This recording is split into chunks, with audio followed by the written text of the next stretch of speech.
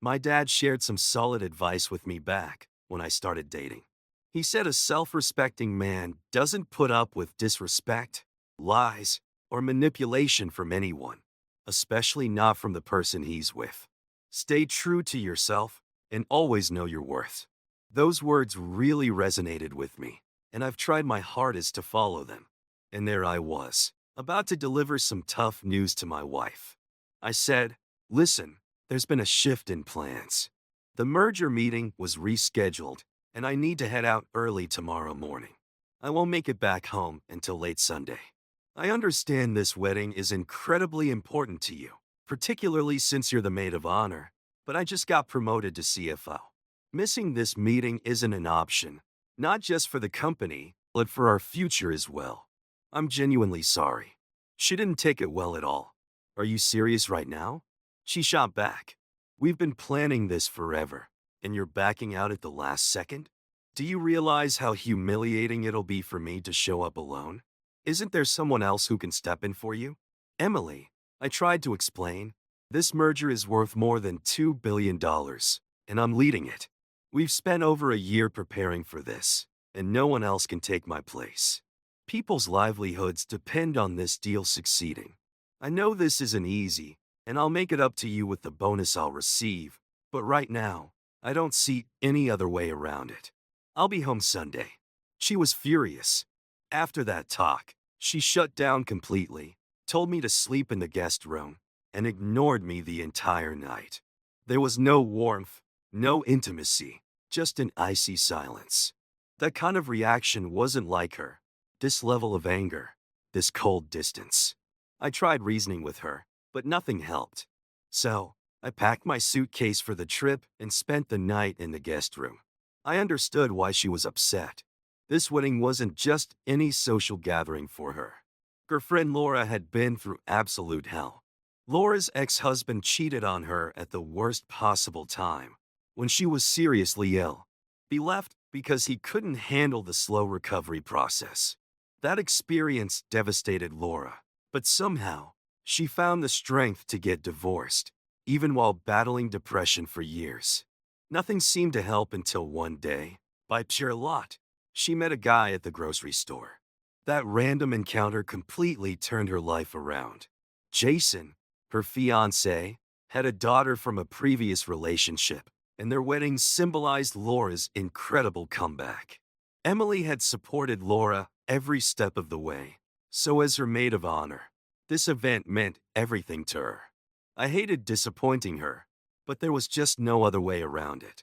I figured I'd accept the consequences and try to make it right once I returned. The next morning, I tried saying goodbye to Emily before I left, but the bedroom door was locked. She didn't respond when I knocked. Through the door, I told her I loved her, promised to call once I landed in Italy, and left feeling terrible. As I got into the limo waiting outside, the guilt weighed heavily on me. After 19 years of marriage, I expected Emily to understand. But clearly, she didn't see it my way. I called her right before takeoff, but it went straight to voicemail. I left an apology, hoping she'd reply, but nothing. I texted again after takeoff and once more when I landed. Still, no response. Since she was obviously still upset, I decided to call our twin daughters, Olivia and Sophie, who were away at college. I filled them in on the situation and asked them to check in on their mom. They reassured me they'd look after her and keep me updated. They've always been close to me, and I'm grateful they're there.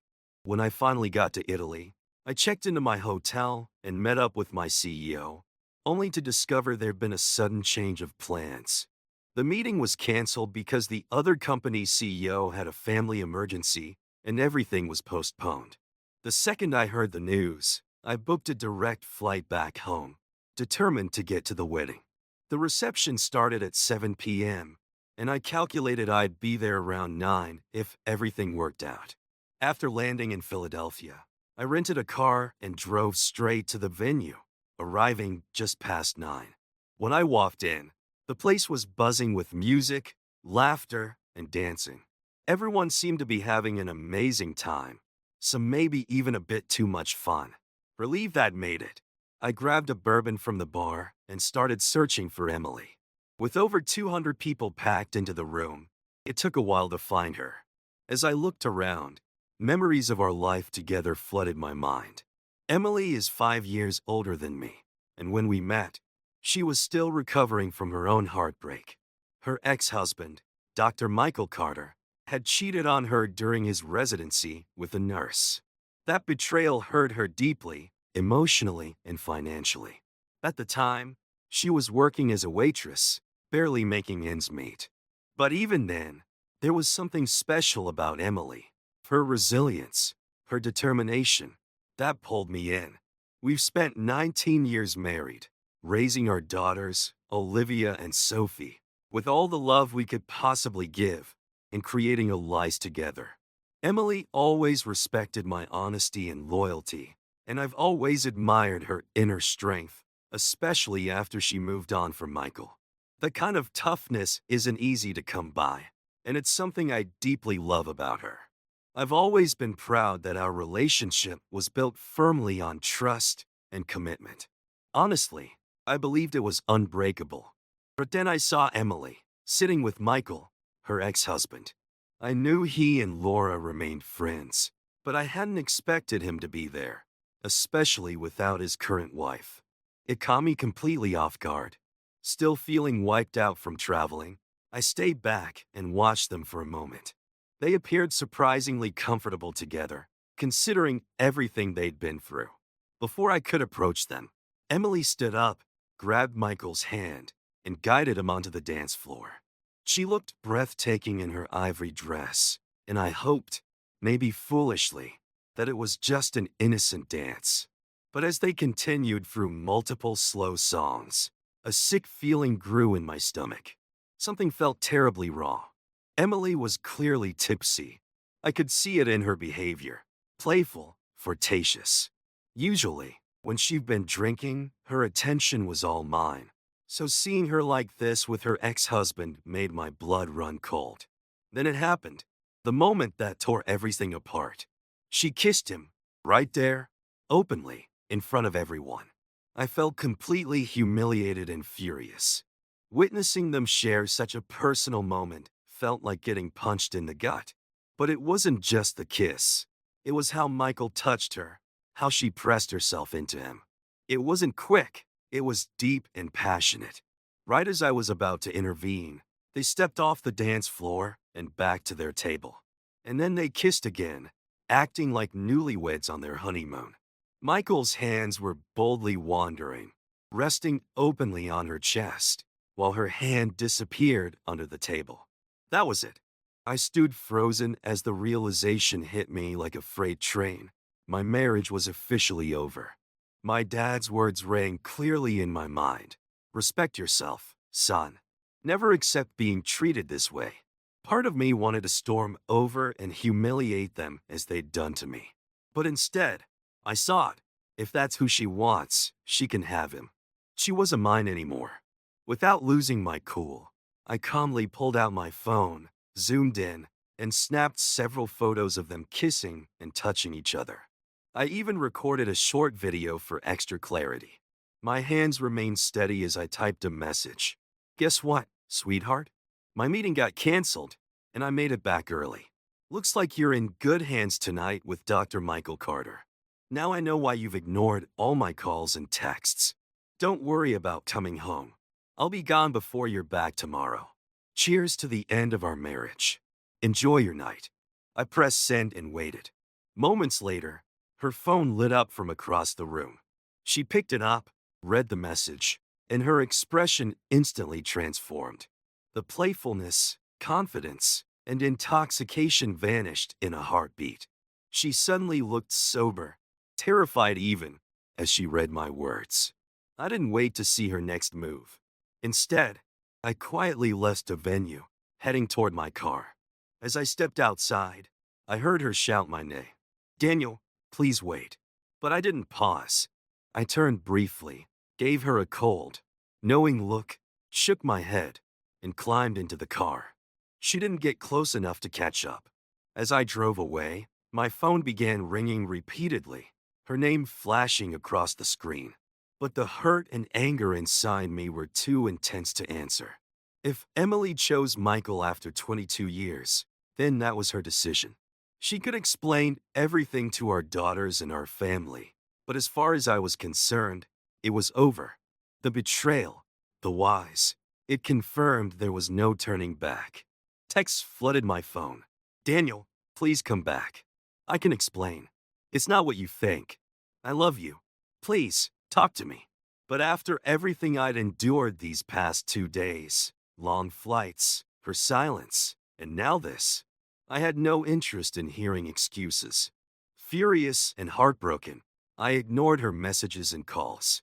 Finally, I sent a last text. Forget it. I'm done. I've got a great job, our kids are thriving, and I'm financially secure. I'm still young enough to start over, and I will. Goodbye, Emily. I drove for hours, heading back to Louisville. After about 4 hours on the road, I stopped at a small diner to grab something to eat and clear my head. Sitting there, eating eggs and bacon, I decided it was time to share my side of the story with everyone. Back then, Facebook was the place for life updates. Between bites, I updated my relationship status from happily married to single and available. Then, I posted 2 pictures, one of Emily and Michael passionately kissing, and another clearly showing Michael's hand on her chest. Underneath the photos, I wrote a caption. After 19 years of marriage, Emily decided she'd rather get back with her ex-husband. Looks like she thinks he's a step up. Meanwhile, I'm officially back on the dating scene. Life goes on. Yeah, maybe posting about it was petty, but honestly, I didn't care. It was the truth, and people deserve to know. What baffled me most was why she'd toss aside everything we built together for someone like Michael. He was definitely not an upgrade. Almost 50, balding, overweight. And, let's remember, a man who cheated on her 22 years ago. It hurt like crazy. I was angry, sad, and totally confused all at the same time. But if that's who she really wanted, fine. She and Michael could have each other. One thing was clear. I wouldn't stick around to be disrespected. Not now, not ever. Sure, some folks might think it was just a kiss and some touching, nothing major enough to end a marriage over. But for me, it's straightforward. Either my partner is fully committed, or she's free to find someone else. Emily made her choice. After finishing my breakfast and catching a quick 2-hour nap in the car, I got back on the road. I finally pulled into my driveway at around 7 a.m., exhausted but determined. As soon as I turned on my phone, notifications poured in so fast I thought they'd never stop. Over 100 messages awaited me, not just from Emily, but also from her parents, her sister, even a few of her friends. Within minutes, Emily herself started calling. I briefly wondered if she'd slept at all or spent a night with Michael, but it no longer mattered to me. I ignored the calls, focusing instead on what needed to be done, grabbing my things, moving forward, and closing this painful chapter. Her family had always treated me well, so when her dad, Robert, called that morning, I decided to answer. I respected him and felt he deserved the truth. "Robert," I said, I never saw this coming. I had no clue Emily was unhappy in our marriage. But what she did at the wedding, that was my breaking point. Being disrespected so openly, in front of everyone we know, is something I just can't forgive. Clearly, she still has feelings for Michael, and if that's where her heart lies, then he's welcome to her. I deserve someone loyal who values me. I'm packing my stuff today, putting the house on the market tomorrow, and calling a lawyer to start the divorce process. Emily can stay here until it sells, and I'll make sure everything is fair. But Robert, I'm old-fashioned. I can't stay under the same roof with someone who's chosen another man. About an hour later, Robert showed up at the house.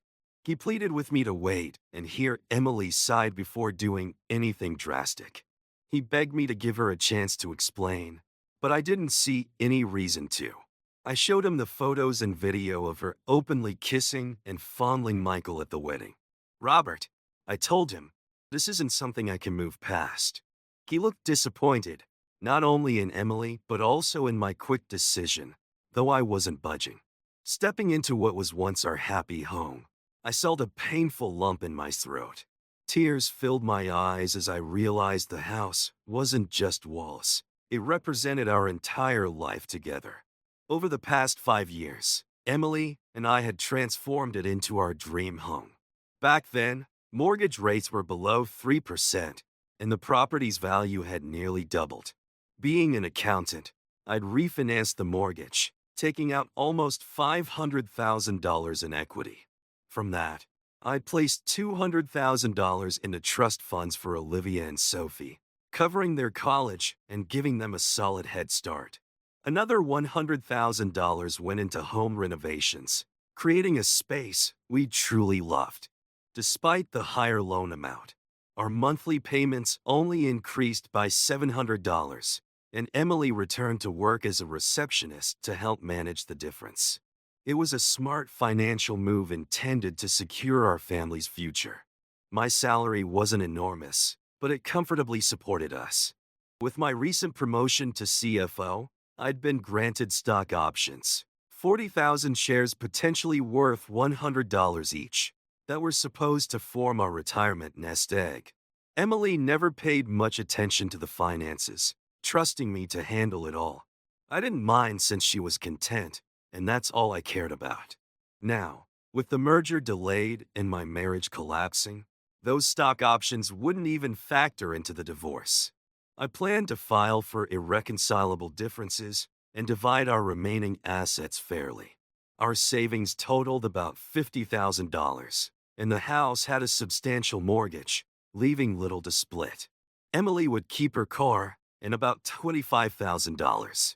Had she remained faithful, she'd still have a loving marriage and financial security. Instead, all I felt now was anger, embarrassment, and the desire to move forward.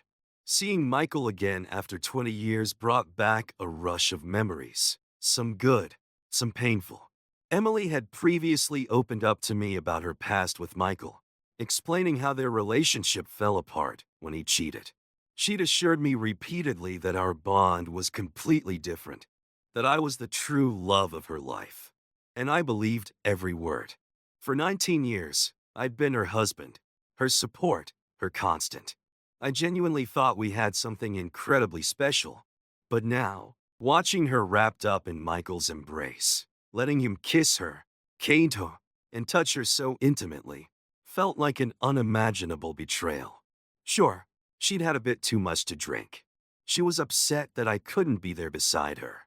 But instead of restraining herself, she gave in, convincing herself it wouldn't cause any real harm. Maybe she thought a bit of harmless flirting wouldn't hurt.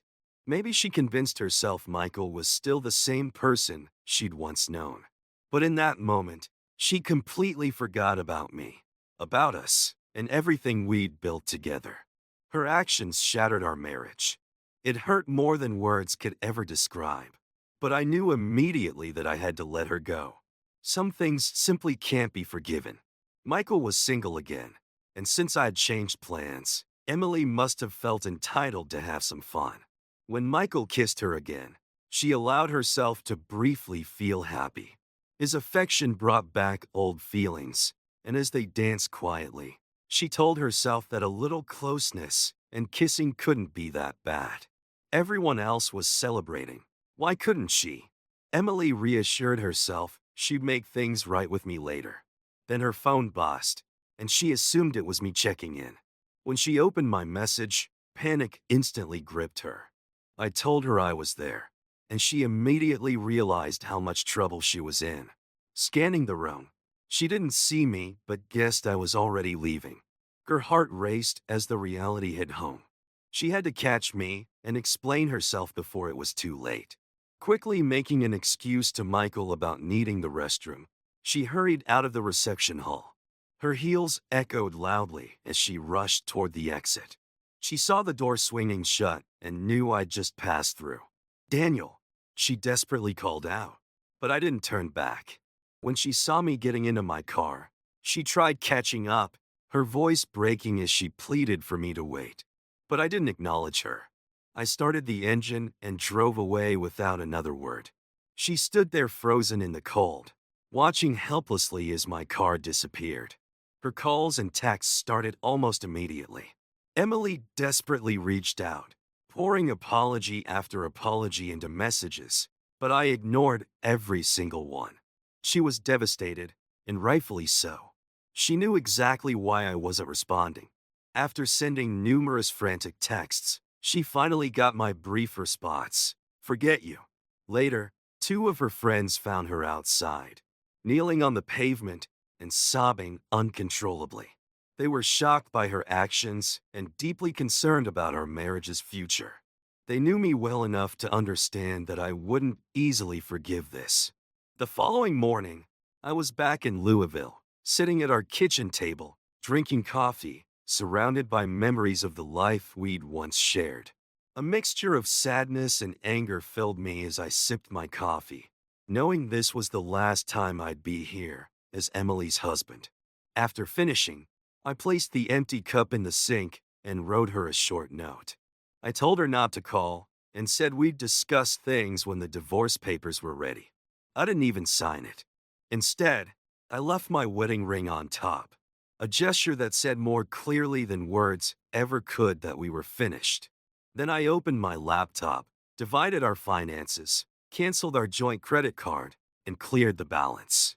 From now on, Emily would have to manage on her own. If she wanted to fight the divorce, she'd have to figure out how to handle the bills herself. The house would sell quickly. It was a prime property in high demand. If she agreed to the divorce, things could end quickly, and she could return to Michael if that's what she truly wanted. For me, there was no turning back. Our marriage was undeniably over. Driving away, leaving behind the home we'd created together, felt like entering a dark and unfamiliar chapter of my life. Later, I heard from friends who attended the wedding. They described Emily as inconsolable after I'd left. She couldn't stop crying, drank excessively, and eventually collapsed into exhaustion. Her friends were deeply worried, taking her back to the hotel room, putting her to bed, and checking on her all night. The next morning, reality set in hard, and Emily began calling me again, desperately begging for forgiveness. She left voicemail after voicemail, each more frantic than the last, but I didn't respond. I couldn't. After witnessing what I'd seen, there was simply no going back. Meanwhile, her father, Robert, picked her up from the airport that afternoon. He'd already spoken with me earlier and understood things weren't shaping up well. When Emily saw him, she immediately broke into tears, burying her face into his shoulder. "Daddy, I screwed everything up. I think Daniel has left me," she admitted softly. Robert, always a calm and steady figure in her life, let out a heavy sigh. "Sweetie, I spoke with him this morning, and honestly, things don't look promising." "Emily, you know how Daniel is. What on earth were you thinking? And with Michael, of all people." Emily could barely speak through her tears. "Dad, I don't know. I was drunk and upset that Daniel didn't come to the wedding. I messed up, but nothing even happened between Michael and me. I just want Daniel to forgive me." Robert shook his head sadly, his expression filled with disappointment. "Emily, from the photos I've seen, it doesn't matter whether you slept with Michael or not. To Daniel, this is betrayal, and you know he doesn't handle betrayal well. I'm honestly not sure if forgiveness is even on the table for him." Later, when Emily finally got back to the house, she desperately hoped that somehow I'd still be there waiting for her. But deep in her heart, she knew I wouldn't be. Seeing my ring lying on the table next to the note I'd left only confirmed her fears. She spent that entire day crying, frantically calling me, hoping to apologize and somehow fix things. The bitter irony of her situation hit her hard. She had done exactly what her ex-husband had done to her. Only this time, she was the one at fault. Overnight, the man she genuinely loved, me, had vanished from her world completely. Meanwhile, I had moved into the company's condo, usually reserved for visiting clients. just to have some breathing room to process things. Emily's decisions had altered my life forever, and although the pain wouldn't fade overnight, I was determined to look ahead. After speaking with my CEO and explaining my situation, he generously allowed me to stay in the condo as long as I needed. My boss, Thomas, who was also a good friend, had been through something similar years back. He even suggested postponing this year's stock option payout to strengthen my position during divorce negotiations. His advice made sense, and I was grateful to have someone experienced guiding me through the mess. The next morning, I went straight to my office on the 16th floor, confident Emily wouldn't be able to get past security. I'd already made it clear to the front desk that under no circumstances was she allowed up to see me. Security handled everything professionally, and when she attempted a visit on Monday, Emily quickly realized that confronting me at work wasn't an option. Despite her constant attempts, I refused to speak with her. She didn't know where I was staying, and I wasn't answering her calls. Emily was left isolated, filled with regret, and overwhelmed by anxiety about the future. At the same time, our daughters, Olivia and Sophie, panicked and reached out, begging me to talk things over with their mom. I calmly explained to them that Emily had broken my trust, something that was deeply important to me. I emphasized that actions have consequences, and this betrayal was simply too severe for our marriage to endure. Before they could protest further, I firmly reminded them how crucial trust is in any relationship and explained that their mom had shattered mine. Although they were upset, they eventually understood and respected my decision. I wanted them to learn an important life lesson about respecting their partners and the serious consequences of betrayal. Not everyone is willing or able to forgive such deep disrespect. After sharing a brief Facebook post announcing the end of my marriage, the response was massive. Friends and family immediately flooded my phone with messages and calls, all wanting details on what had happened. But something else unexpected came out of this. I suddenly became incredibly popular with women. Almost overnight, I was going out with younger women who were energetic, enthusiastic, and fun to be around. It was a welcome change from the constant negativity and complaints I dealt with while married to Emily. These dates were exciting, upbeat, and full of affection, experiences I hadn't had in years. About a month after that Facebook post, I met Hannah, who eventually became my wife. We clicked right away and started dating shortly after the divorce was finalized. Emily, predictably, was furious when she discovered I'd moved on so quickly. She was angry with herself, jealous, and upset that I hadn't given her another chance before starting fresh. Despite her attempts to reach me, I refused any direct contact, speaking with her only through our attorneys. Eventually, we sold our house. After settling the real estate agent's fees and other closing costs, there was barely $11,000 left in equity. I decided to let Emily keep that modest amount. Her attorneys fought hard, trying to secure a percentage of my future earnings, but thankfully the court sided with me. The settlement was based strictly on my average income, not my potential future salary. Since Emily had her own job, paying alimony wasn't a significant issue. We settled on $2,000 a month for 2 years, enough to help Emily regain her footing or figure out what came next. Eventually, she accepted that our marriage was truly over, and that Michael wasn't going to be the replacement for the life we once shared. In the years after our split, Emily and I never spoke directly again, communicating only through our lawyers. Eventually, Emily ended up moving in with Michael Carter. At least that's what I heard after she left. From what people told me, she wasn't the same happy, vibrant woman I knew during our marriage.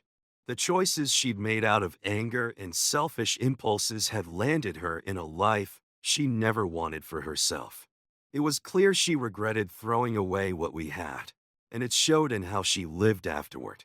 3 years later, at our daughter's graduation, I saw Emily again for the first time. At 47, she looked older, worn down by the weight of regret. The contrast between Emily and Hannah, my new wife, was striking. Hannah easily looked young enough to be Emily's daughter.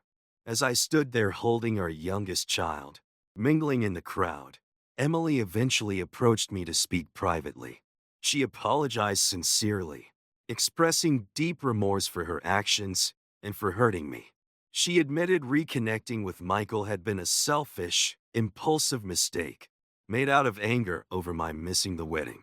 She explained that the night with Michael hadn't even gone as far as I thought, and the regret had haunted her ever since.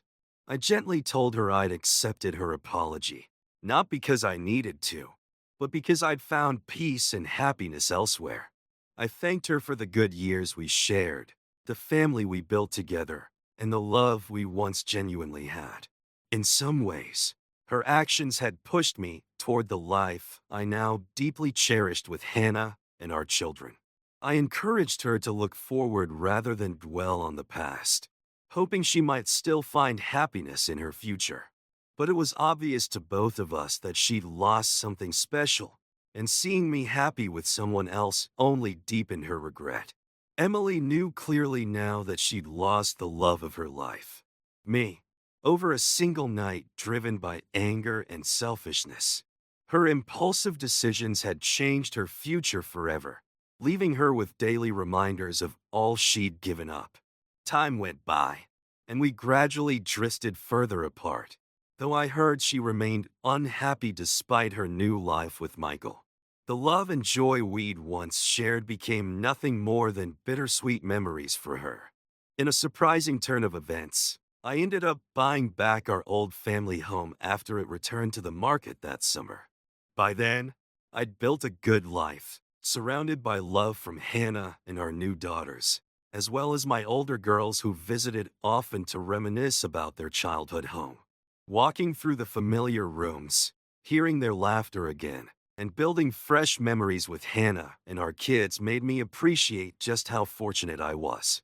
It's genuinely sad Emily chose another path. If she'd made different choices, perhaps she'd have been there enjoying it with us. Ultimately, the most valuable lesson I learned was simple but powerful. Before burning a bridge, make sure you won't ever need to cross it again.